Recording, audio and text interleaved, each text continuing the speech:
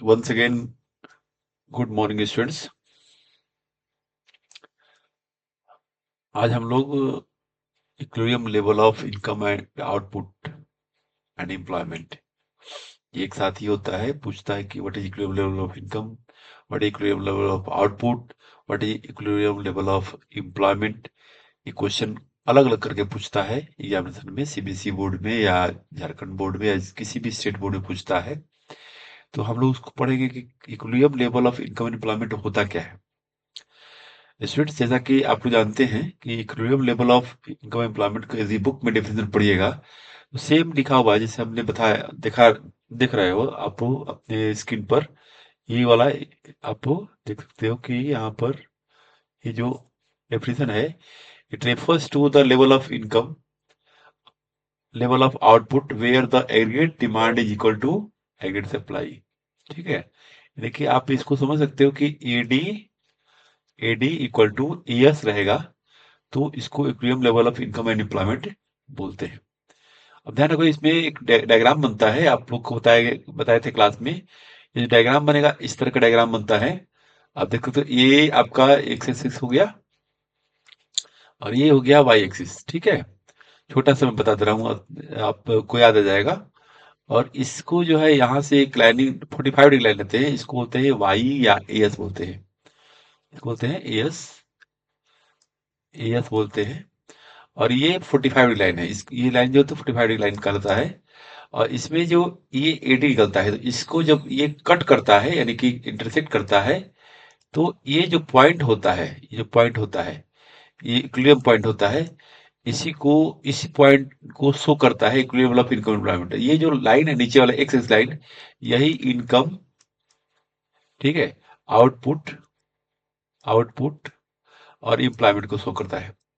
ठीक है, तो और ये एडी को शो करता है।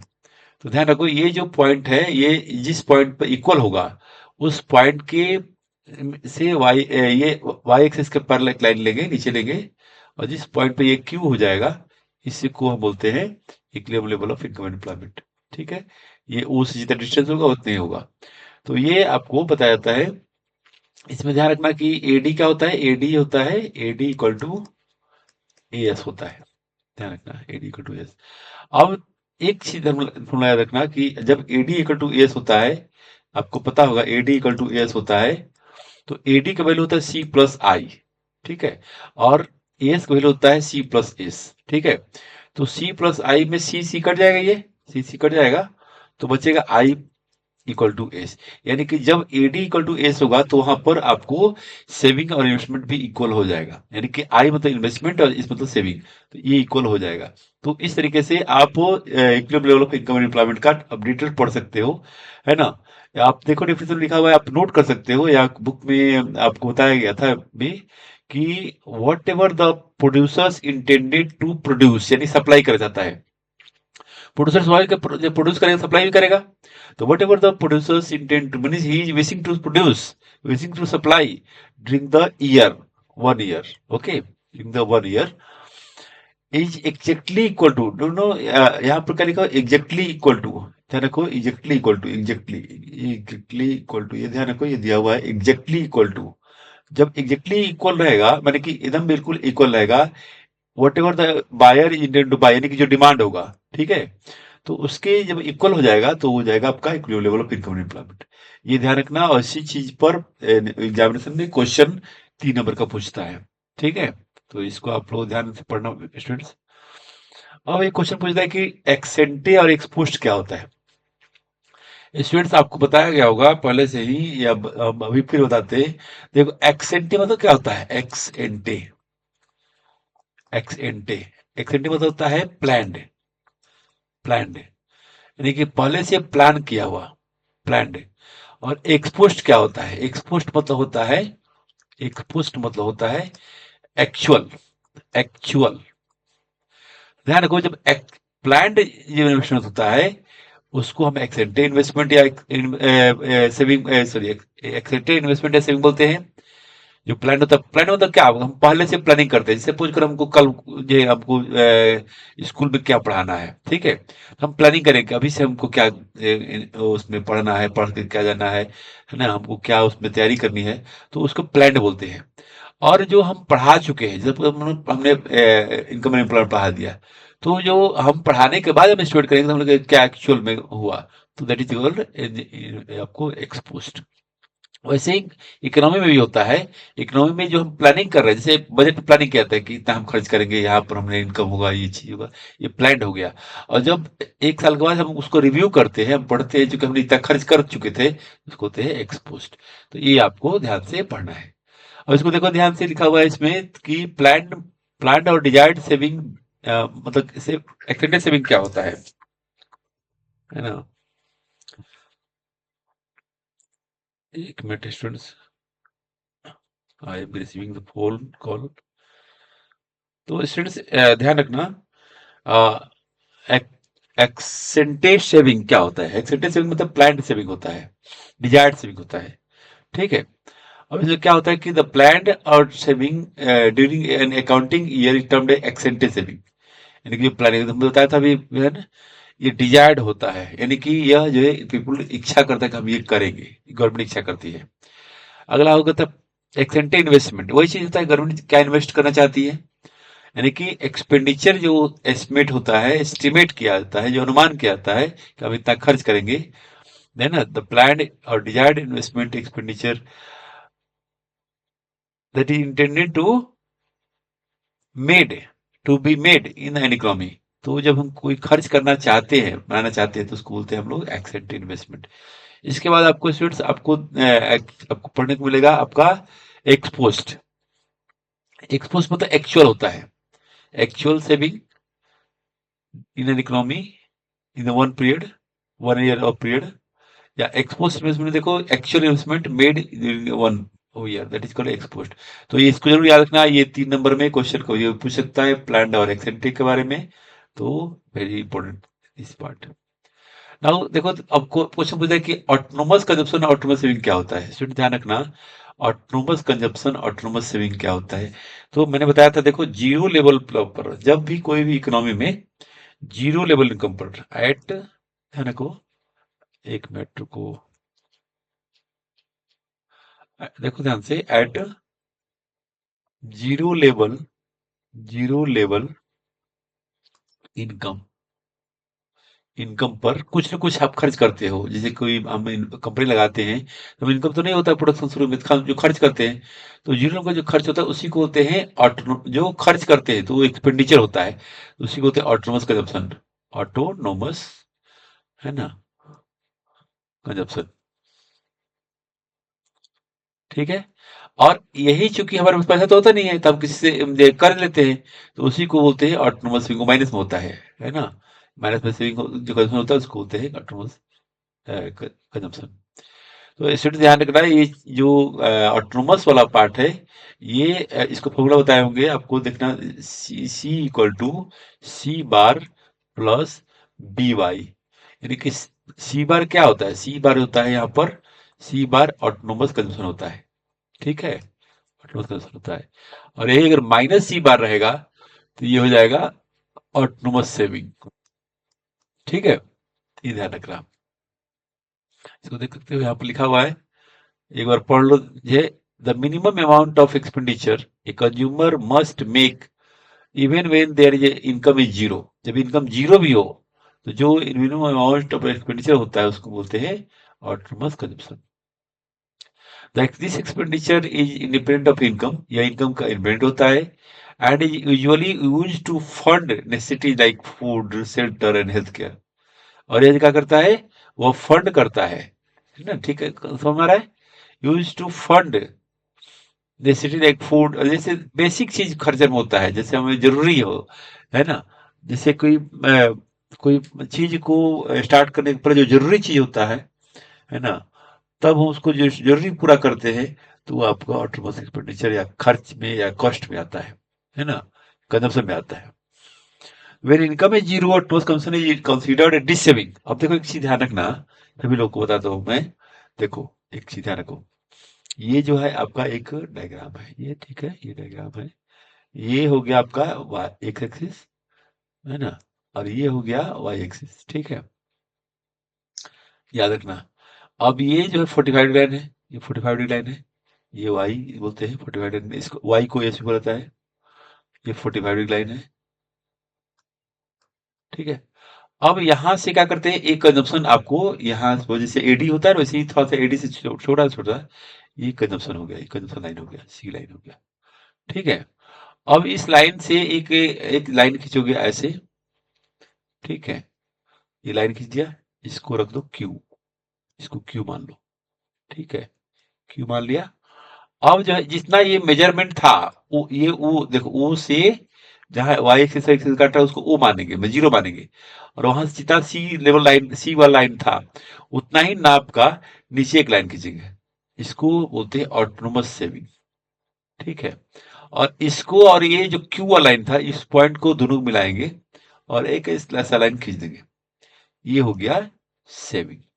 अब ध्यान रखना, इसमें जो होता है जीरो लेवल इनकम, माने इनकम जो है जीरो लेवल है, जीरो लेवल है, तो देखो आप ध्यान सकते हो, ये जो लाइन है ओसी लाइन, ओसी डैश लाइन, जो जो लाइन है वो होता है ऑटोनोमस कंजम्पशन, और वो इसके ठीक नीचे ओ एस डैश लाइन जो है नीचे वाला, उसको बोलते हैं ऑटोनोमस सेविंग, ठीक है। अब जब तक से ये सेविंग और कंजम्पशन इनकम इक्वल नहीं होता है, तब तक से आपका जो है ये कंजम्पशन ज्यादा रहता है, इनकम कम रहता है, ठीक है। और जैसे-जैसे इनकम बढ़ता है, वैसे कंजम्पशन बढ़ता है। लेकिन एक समय आता है कि कंजम्पशन और इनकम बराबर होता है, उसमें सेविंग क्या होता है, जीरो होता है।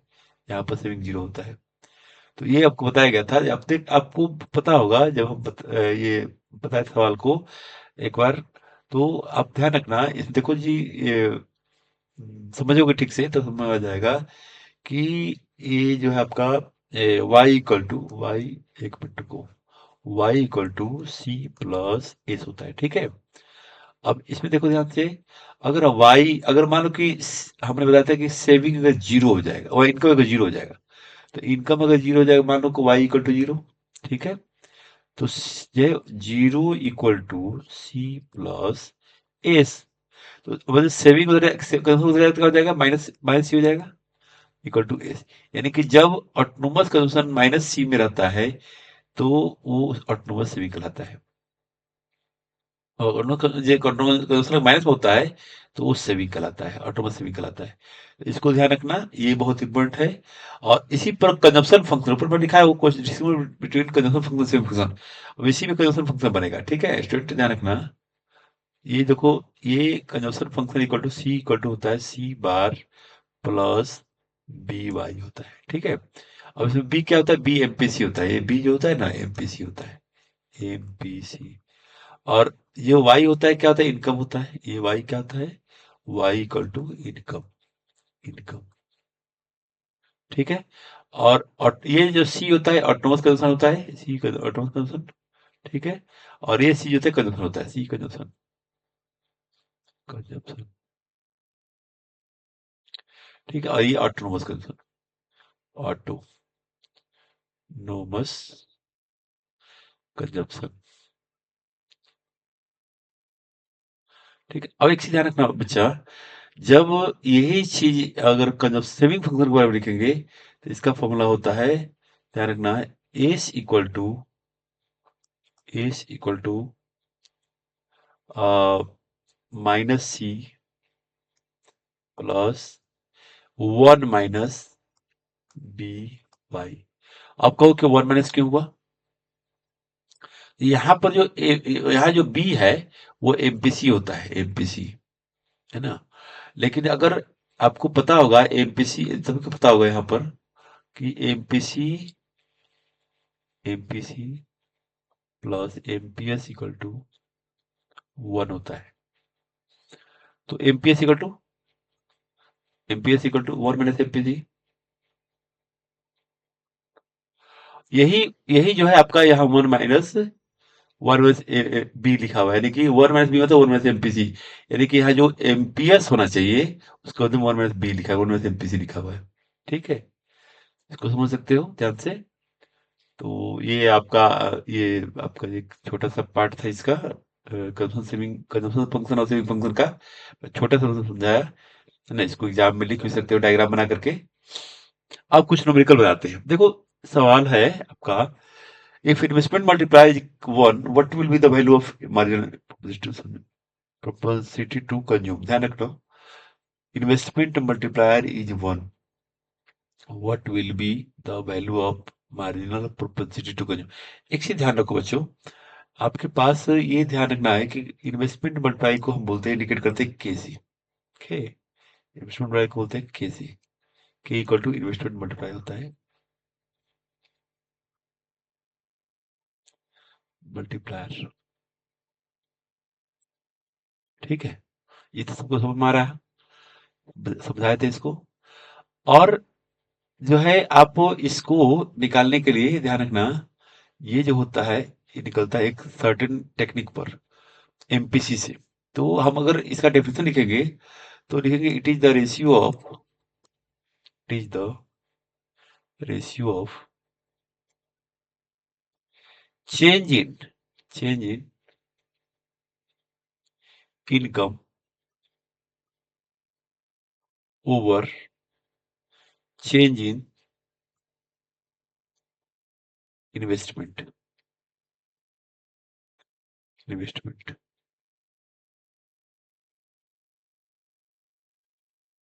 समझ में आ रहा है स्टूडेंट्स? अब इसमें चेंज इनकम क्या हुआ? चेंज इन इनकम जो होता है, चेंज इन इनकम,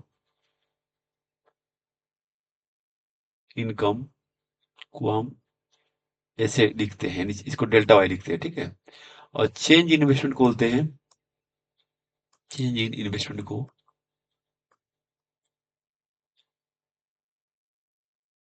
बोलते हैं डेल्टा आई। समझ में आ रहा है स्टूडेंट्स? ये आपका होता है फॉर्मूला। अब मान लो कि सपोज करो कि ये आपके पास है, तो लिखा है change in income over change in investment, यानी के इक्वल टू हो जाएगा, K equal to change in Y over change in I. ठीक, ये समझ में आ गया। लेकिन आपको यहाँ पर क्वेश्चन लिखा है एमपीसी, एमपीसी कैसे बनेगा? तो ध्यान रखो, इसको सॉल्व करने के लिए हमें एक टेक्निक अपनाना पड़ेगा। देखो, फॉर्मूला निकालने के लिए ऐसे डायरेक्ट बना सकते हैं, लेकिन फॉर्मूला निकालते हैं पहले, बनाते हैं फॉर्मूला से, तब समझ में आ जाएगा। देखो ध्यान से, एक चीज बहुत दिमाग में लगा समझना कि तुम्हारे पास अगर ये दिमाग में रहेगा तो Y, change in Y equal to change in C plus change in S होता है। ये सबको पता है। लेकिन एट इक्विलिब्रियम क्या होता है? एट इक्विलिब्रियम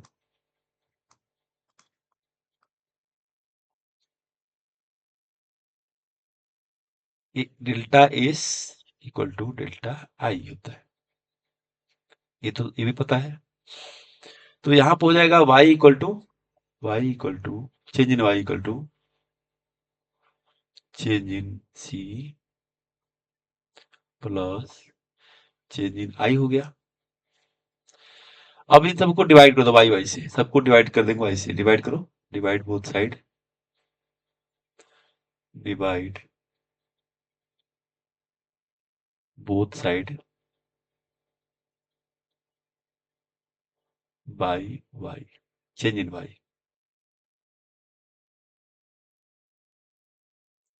ठीक है, ये समझ आ गया स्टूडेंट्स? अभी ध्यान रखो, चेंज इन y से हम डिवाइड करेंगे तो यानी कि change in y over change in y equal to change in c over change in y plus change in i over change in y। तो देखो यहाँ पर ये कट जाएगा, ये यहाँ 1 आएगा। ठीक है, और ये हो गया एमपीसी, ये जो हो गया एमपीसी। देखिए आपके पास जो बचेगा 1 equal to MPC plus delta I over delta Y बचेगा। तो समझ में आ गया? इतना समझ में आ रहा है सबको ना? अब देखो ध्यान से, इसमें क्या है, इसको दोनों तरफ को उल्टा करते हैं, यानी कि डिवाइड बाई, डिवाइड कर दो 1 से, यानी कि आपके पास 1 इक्वल टू 1 बाई 1 करो। देखो ध्यान से, इसको इधर करो, 1 इधर करो, 1 माइनस 1 माइनस डेल्टा आई, इसको कर दो डेल्टा आई, इसको डेल्टा आई किधर लागे, by Y, delta Y equal to हो जाएगा एमपीसी।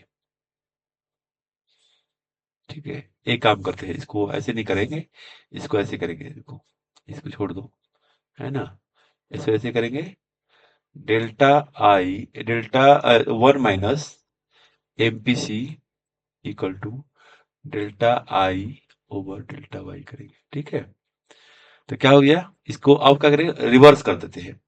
सपोज करो कि इसको हम करते हैं 1 से 1 डिवाइड करते हैं, तो ये हो जाएगा आपका 1/1 minus M P C equal to 1/डेल्टा आई ओवर डेल्टा वाई। ठीक है, अब इसे सभी इसको समझोगे तो ये बन जाएगा, सवाल क्या हो जाएगा, ये रिवर्स कर दिया तो ये हो जाएगा आपका 1/1 minus M P C equal to delta Y over delta I. ठीक है, अब देखो इसको समझे समझे क्या समझेंगे, ये जो इक्वल है एमपीसी, ये और ये जो पार्ट है ये क्या है, ये क्या है, ये के है, इक्वल टू के हो जाएगा। तो के इक्वल टू 1/1 माइनस एमपीसी आ गया, आ गया स्टूडेंट। आप इसी पर सवाल पर ये अगर एक इन्वेस्टमेंट मल्टीप्लाई का वैल्यू 1 है तो यहाँ पर आप 1 रख दो, 1 इक्वल टू के इक्वल टू 1 दिया हुआ है, ठीक है ना, 1/1 माइनस एमपीसी। ठीक है, अब इस पूरे को आप क्या करो, इधर ले जाओ, इस बराबर को इधर ले जाओगे तो गुणा हो जाएगा, यानी कि 1 माइनस एमपीसी इक्वल टू 1 हो गया। तो MPC equal to minus MPC equal to 1 minus 1 equal to 0। MPC क्या आ जाएगा, एमपीसी इक्वल टू 0, ये आंसर आएगा। जैसे अब हमको लग रहा है कि आप लोग समझ में आ गया होगा। ठीक है, तो इसको थोड़ा सा पढ़ना, लिखना, प्रैक्टिस करना, एग्जाम के लिए इम्पोर्टेंट है। अगर मान लो डायरेक्ट इतना हम समझेंगे नहीं, अगर एग्जाम में डायरेक्ट आ गया तो आप क्या करोगे, सवाल कैसे बनाओगे जब सवाल एग्जाम में आएगा तो आपको कुछ करना नहीं है, डायरेक्ट क्या करना, सीधा क्या करना, अब देखो ध्यान से, ये आपको इतने ही बताते हैं, ठीक है, इतने ही बताते हैं, थोड़ा सा समझना। देखो क्या होता है, अगर तुम्हारे पास के दिया हुआ, के इक्वल टू दिया हुआ है 1, डायरेक्ट लिखना के इक्वल टू 1/1 माइनस एमपीसी। ठीक है, ये लिख दिया।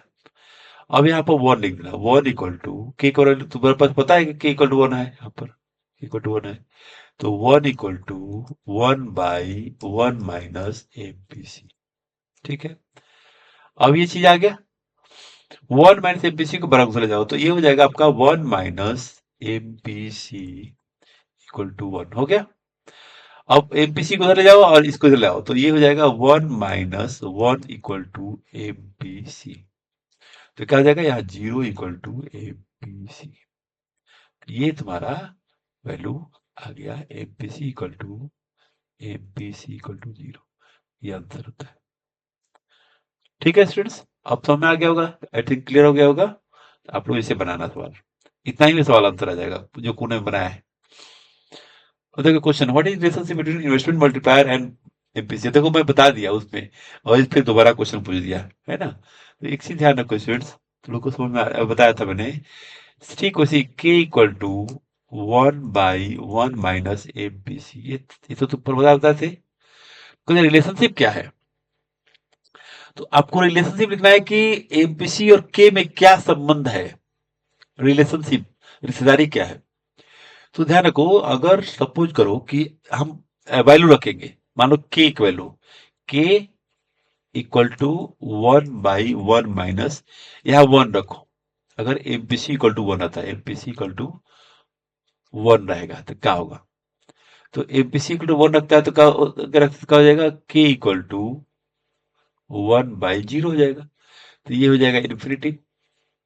ठीक है, के इक्वल टू इन्फिनिटी। ठीक है, अब मान लो कि एमपीसी की वैल्यू रखो, तो अगर मान लो कि सपोज एमपीसी इक्वल टू 0 रख दो, एमपीसी इक्वल टू 0। ठीक है, 0 रख दो, क्या हो जाएगा, के इक्वल टू 1/1 माइनस 0, यानी कि के 1/1, तो क्या आ जाएगा, 1 हो जाएगा। तो के इक्वल टू क्या हो जाएगा, 1 आ गया। अब मान लो कि एमपीसी को हमने दिया ना, 0 दिया, तो हमारा जो है क्या हो जाएगा, 1 आया। और 1 रखा तो जी इन्फिनिटी आ गया, यानी कि 1 और इन्फिनिटी के बीच में। अगर मान लो कि हमने रखा 0.1 वैल्यू रखा, या 0.4 रखा, ठीक है, 0.6 रखा है एग्जैक्टली। सपोज करो कि हमने एमपीसी की वैल्यू जो है यहाँ पर एक देखो ये अलग हो गया और ये अलग हो गया, ठीक है। अगर मान लो कि हमने एमपीसी की वैल्यू जो है हमने रख दिया एमपीसी इक्वल टू, हमने रखा यहाँ पर 0.6, ठीक है। तो क्या हो जाएगा, के इक्वल टू 1/1 माइनस 0.6। तो के इक्वल टू 1/0.4, देखिए हो जाएगा आपका 10/4, ठीक है। क्या हो जाएगा, 1 पॉइंट, क्या हो जाएगा, 2 पॉइंट क्या हो जाएगा, 4 दूनी 8, 2.5 आएगा। यानी कि देखो, जब 0 था एमपीसी तो हमारा 1 था, 0 था तो 1 था, ठीक है। अगर 1 था तो इन्फिनिटी था, 0.14 था तो आपका 2.5 था। यानी कि जैसे जैसे एमपीसी बढ़ रहा है के भी बढ़ रहा है, तो रिलेशनशिप बिटवीन, तो द फर्स्ट रिलेशनशिप हो गया according to, according to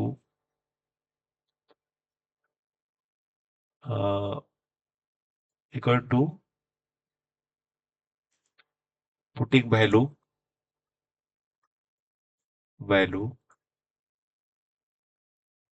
of MPC, we come to conclusion that, we come to conclusion that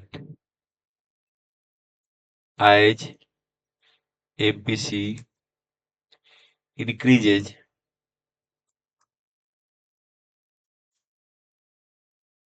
investment multiplier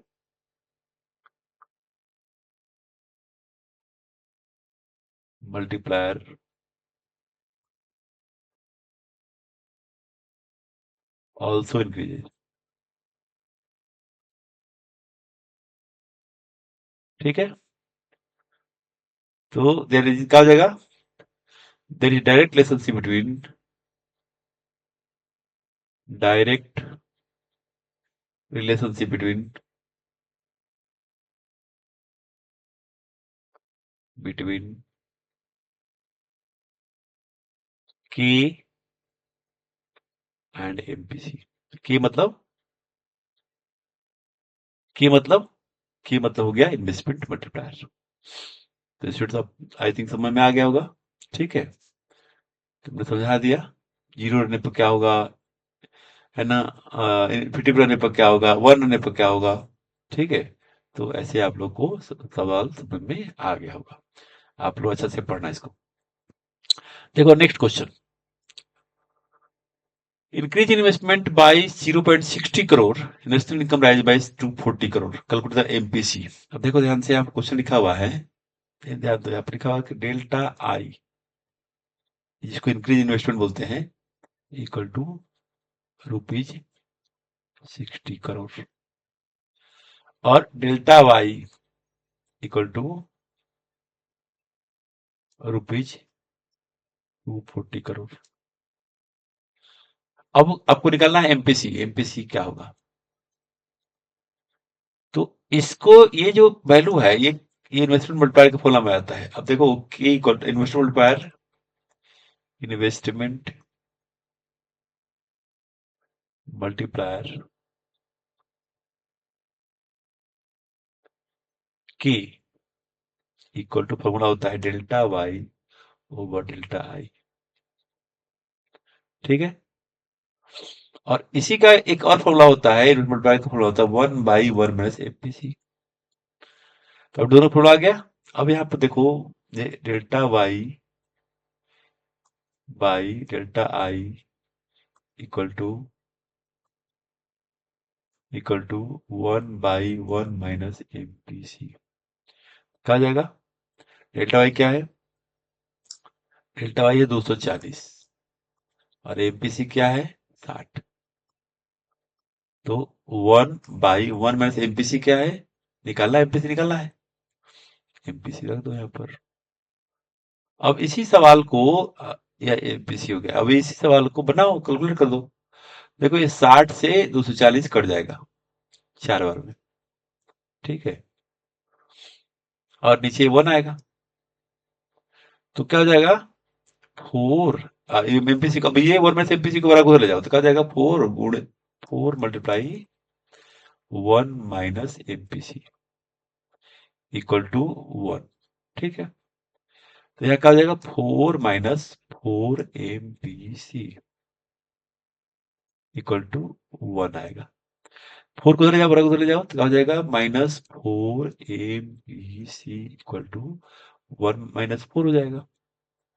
तो ये जो है आ गया -3 आ गया, यहाँ पर -4 एमपीसी। ये माइनस माइनस क्या हो जाएगा? कैंसिल हो जाएगा।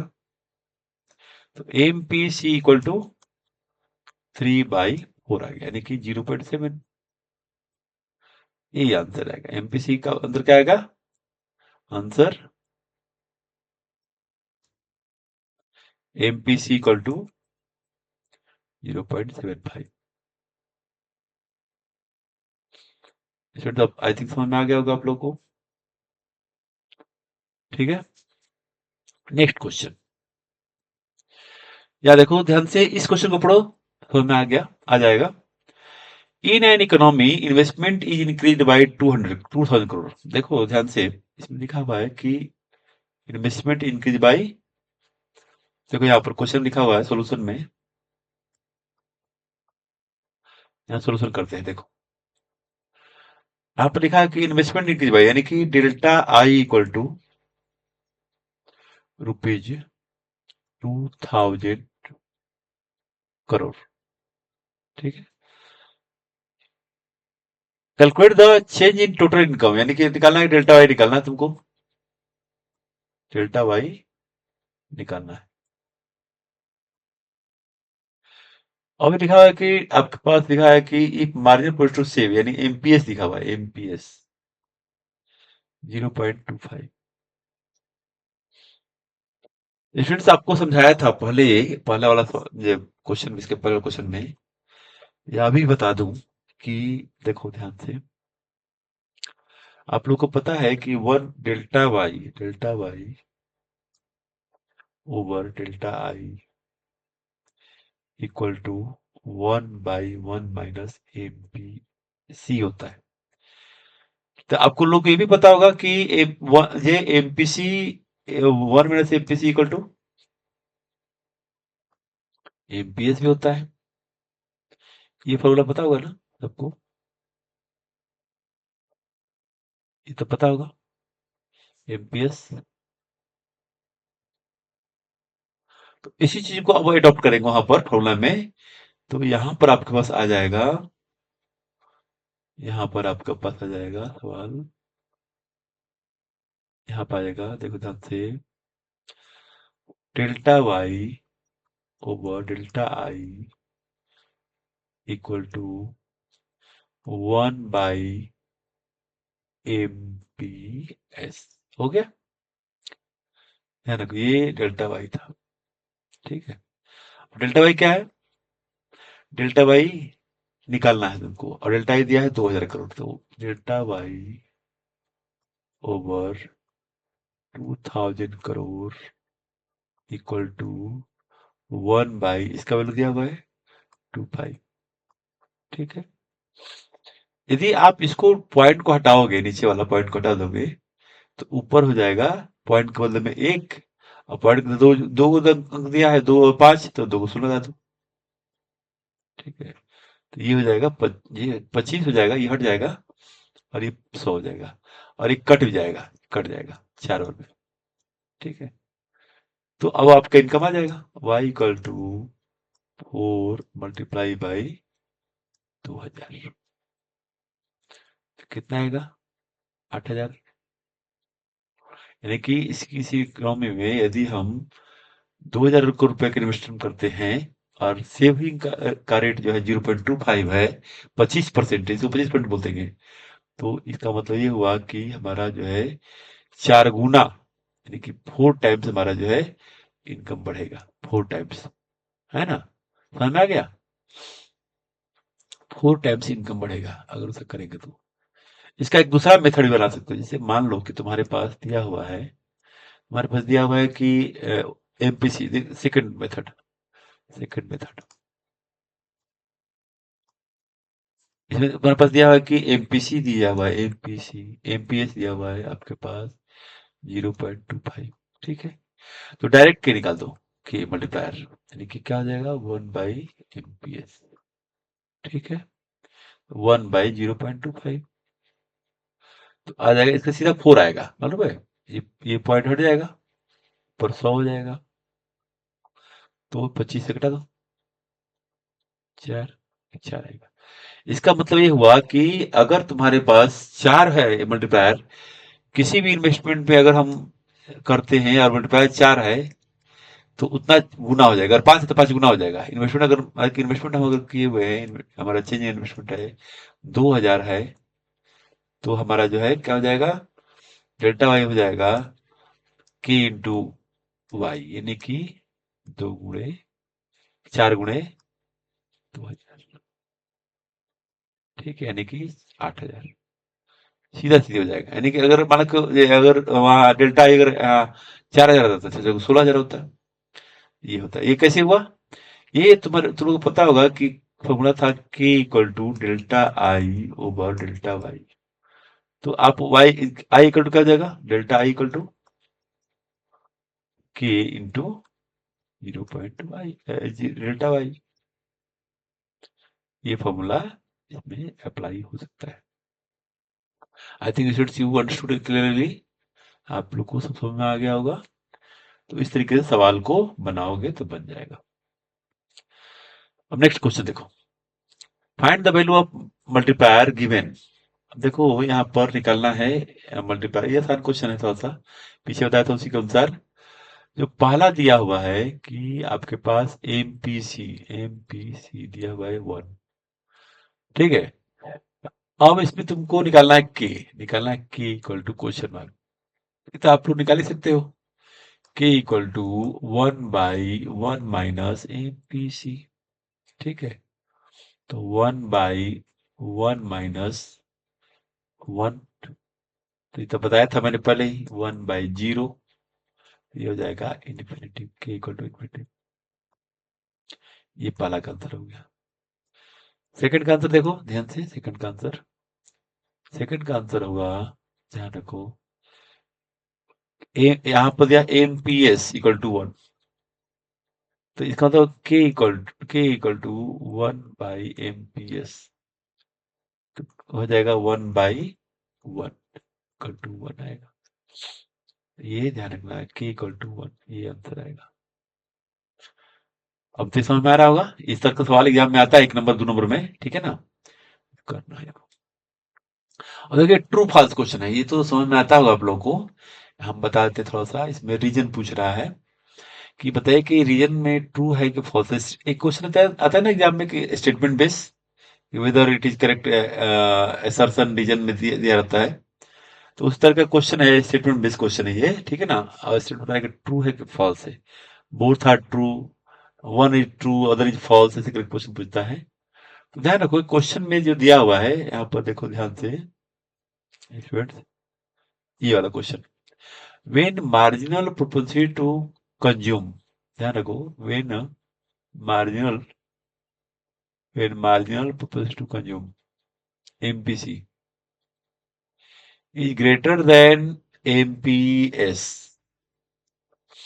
the value of multiplier will be greater than 5, ठीक है? अब ये सही है गलती है, बता रहा है। देखो अगर कह रहा है कि अगर मान लो कि एक सवाल पहला है, देखो यहाँ पर ध्यान से, पहला दे दो, एमपीसी और एमपीसी एंड एमपीएस दिया हुआ है, एमपीएस। तो कोई भी सवाल को है ना थोड़ा सा समझना, क्वेश्चन दिया कह रहा है, ये समझना चाहिए कि एमपीसी जो होता है, MPC plus MPS equal to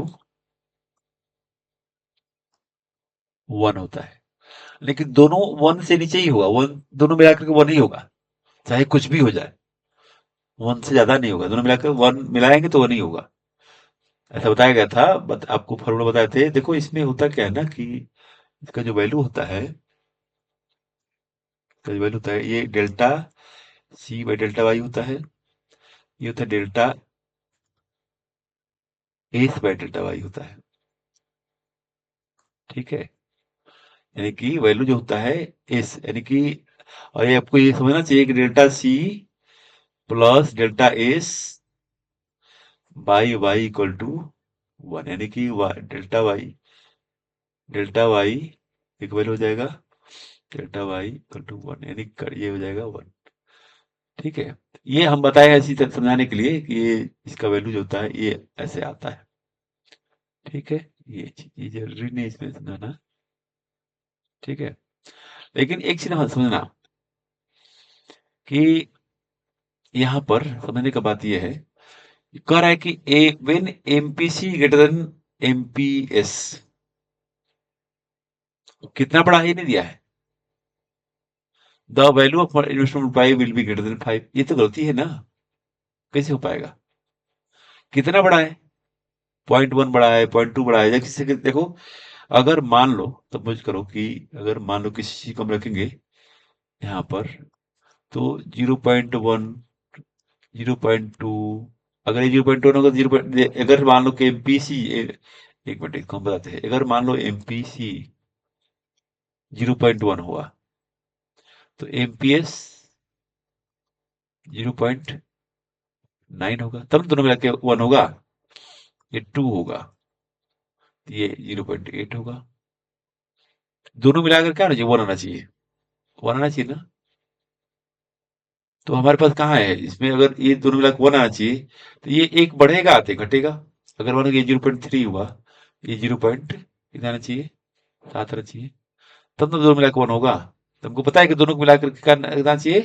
दोनों मिलाकर के 1 आना चाहिए। अब क्वेश्चन पूछ रहा है कि एमपीसी ग्रेटर देन, मान लो एमपीसी दे दिया है, एमपीसी दिया है 4, 0.4, तो एमपीएस कितना होगा? एमपीएस कितना हो जाएगा? 0.6 होगा। ठीक है, तब वो होगा। तो अब इसे के निकाल दो, K equal to 1/1 minus MPC, 1/0.4, 1 minus 0.4, तो क्या हो जाएगा?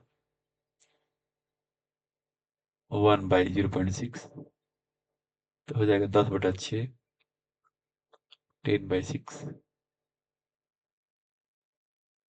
ठीक है, अब इसमें जो है डिवाइड करेंगे, 6 के 6, 4 हो गया, 36, फिर 4 से 1/6 कर रहा है।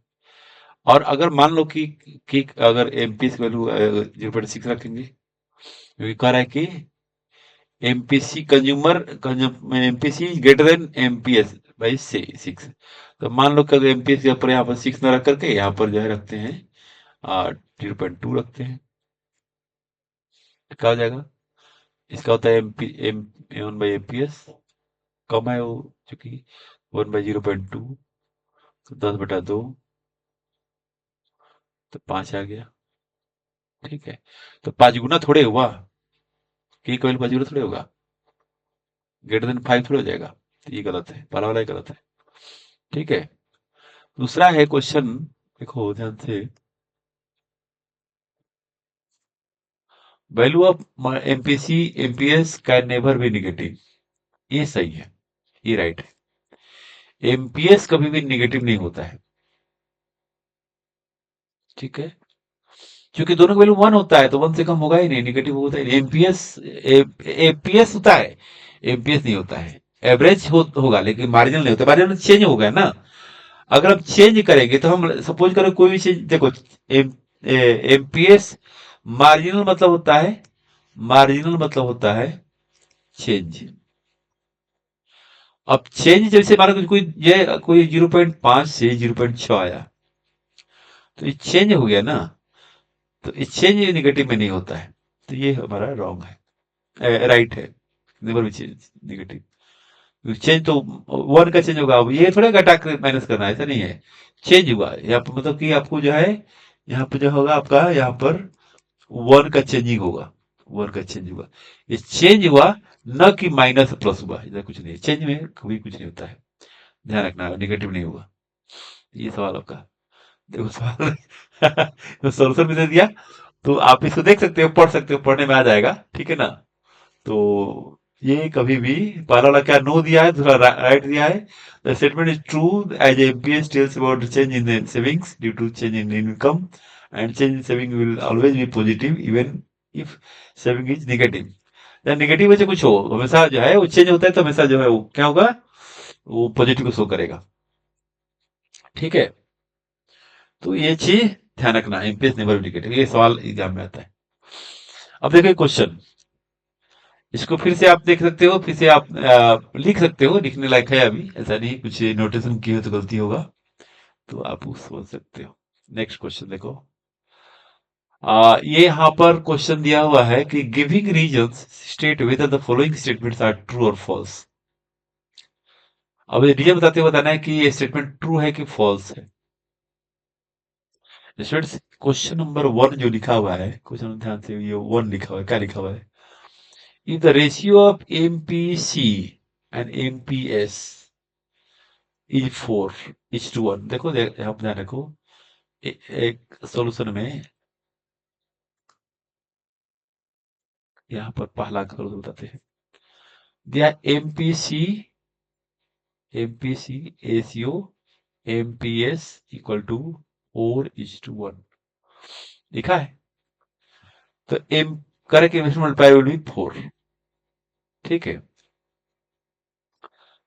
तो एक चीज ध्यान रखना है, एमपीसी और एमपीएस का रेशियो दिया है, मान लो कि तुम्हारे पास ये सही हो सकता है, ठीक है, सही होगा, मान लो दोनों का वैल्यू होना चाहिए, ठीक है। Suppose suppose MPC MPC equal to 4x, MPS equal to 1x हो गया। तो वी नो दैट, हम जानते हैं कि, know that MPC plus MPS equal to 1, तो 4x plus 1x equal to 1, 5x equal to 1, x equal to 1/5, तो क्या हो जाएगा, x equal to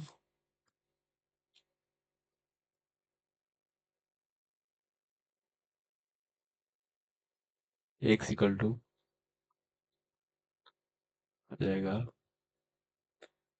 1/5 equal to, divide कर दो, 0.2 आएगा, ठीक है। तो हमने क्या बना था इसको, एमपीएस इक्वल टू, देखो एमपीएस इक्वल टू 1x बना था, तो एमपीएस इक्वल टू 1x, तो 1 इंटू 0.2 इक्वल टू 0.2 हो जाएगा।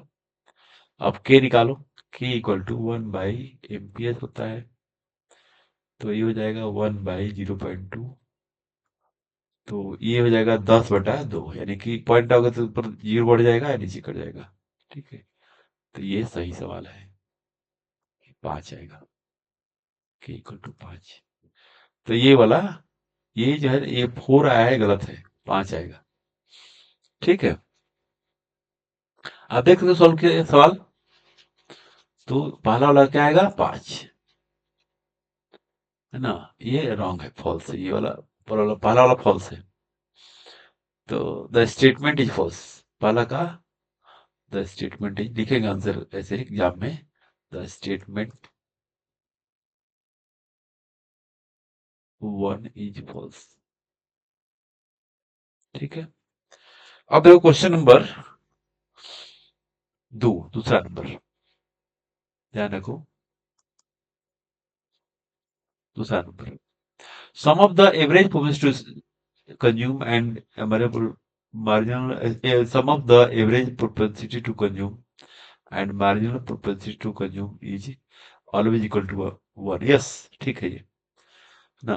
ये तो ध्यान रखो, sum of the sum equal to 1 होता है, यानी कि ए, सॉरी सॉरी सॉरी, यहाँ पर एवरेज लिखा है ना, एक चीज ध्यान रखो, एवरेज लिखा हुआ है, एवरेज, एवरेज लिखा है या मार्जिन लिखा है, तो एवरेज मार्जिन का कोई रिलेशन नहीं होता है, ठीक है, ये चेंज है, वो एवरेज है।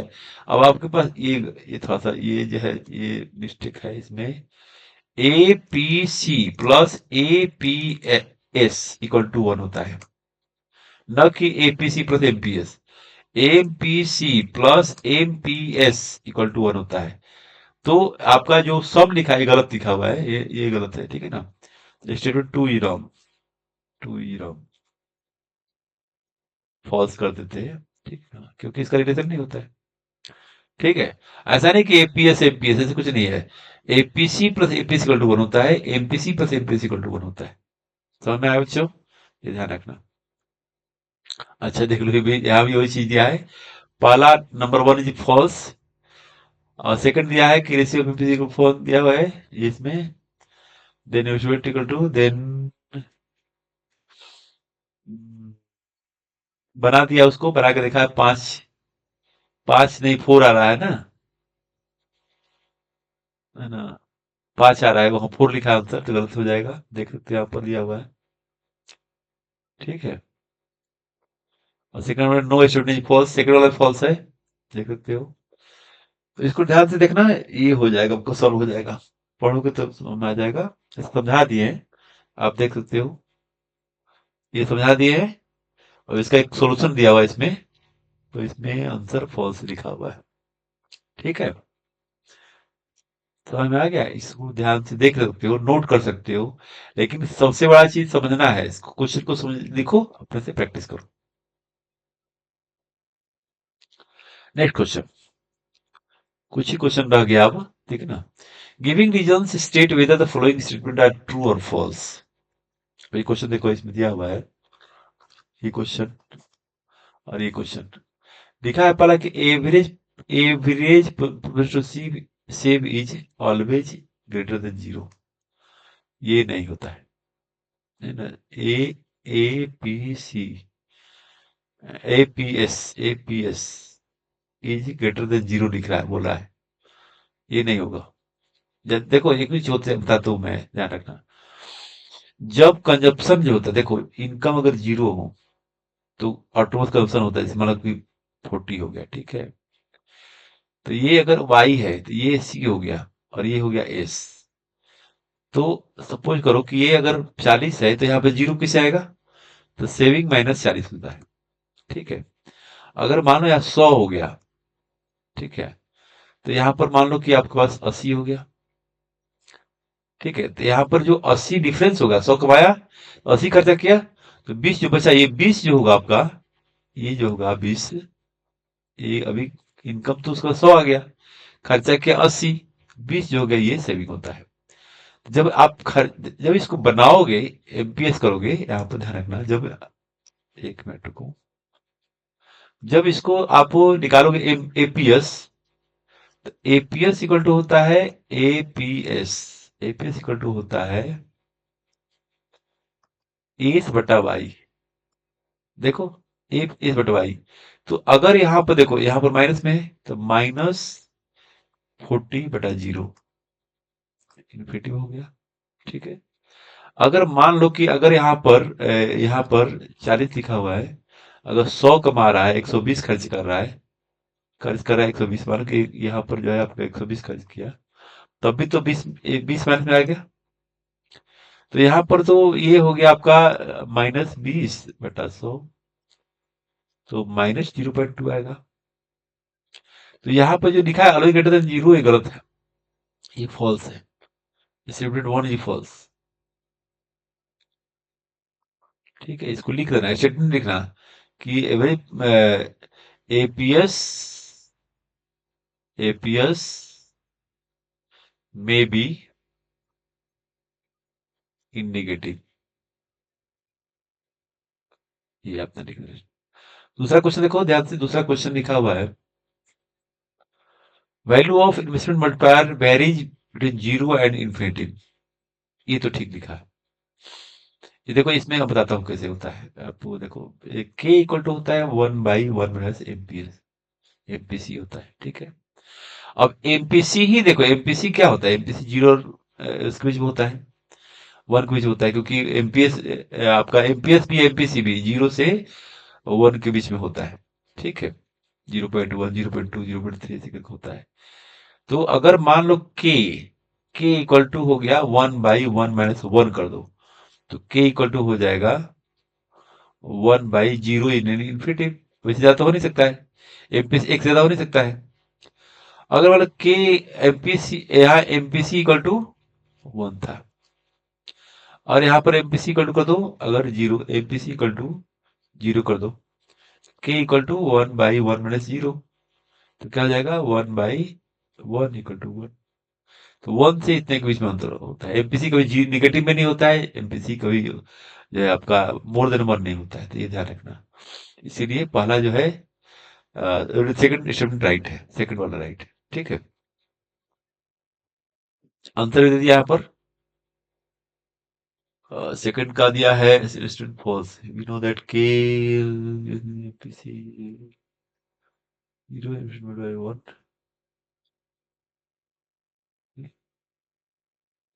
तो ये दिया है, ये आंसर गलती लिखा हुआ है, इन्वेस्टमेंट फॉल्स लिखा हुआ है यहाँ पर, देखा सेकंड का आंसर गलती लिखा हुआ है, ठीक है ना। तो ये ध्यान रखना, ये जो है ना, ये गलत लिखा हुआ है, क्योंकि देखो, इवन द एमपीसी, ध्यान रखो, even the MPC will have it's minimum value. MPC का मिनिमम वैल्यू 0 होता है ना। तो इन्वेस्टमेंट बाय 1 हो जाएगा, और जब एमपीसी का वैल्यू 1 हो जाएगा, तो इन्वेस्टमेंट बाय इन्फिनिटी हो जाएगा। तो 1 और इन्फिनिटी के बीच में रहता है, ठीक है। बारह तो फास्ट बताया था मैंने, वो सही है। तो ये ध्यान रखना है इसको। नेक्स्ट क्वेश्चन देखो, given exams whether the following statement are true or false. Average probability to save is always greater than 0, APS is always greater than 0, ये तो ये भी गलती दे दिया। फिर value of multiplier value between 0 infinity, ये सही है, मैंने ये तो बता दिया था मैंने, ठीक है। यहाँ पर एक चीज ध्यान रखना, ये वाला स्टेटमेंट जो है थोड़ा सा ये गलत दिया हुआ है, ये गलत दिया हुआ है, ये थोड़ा सा ध्यान देना, है ना। क्योंकि यहाँ पर साफ लिखा है कि value of investment multiplier very between 1 and infinity, ठीक है। ये चीज ध्यान रखना, वो गलत लिखा हुआ है। यहाँ फॉल्स नहीं होगा, यहाँ पर ट्रू होगा, ट्रू, ठीक है। Thank you students, I think आपको समझ में आ गया होगा अच्छा से। तो आप इसको अच्छा समझिए, अच्छा से पढ़िए, है ना। आप लोगों के काम में आएगा, एग्जाम पर्पज के लिए बहुत इंपॉर्टेंट है ये।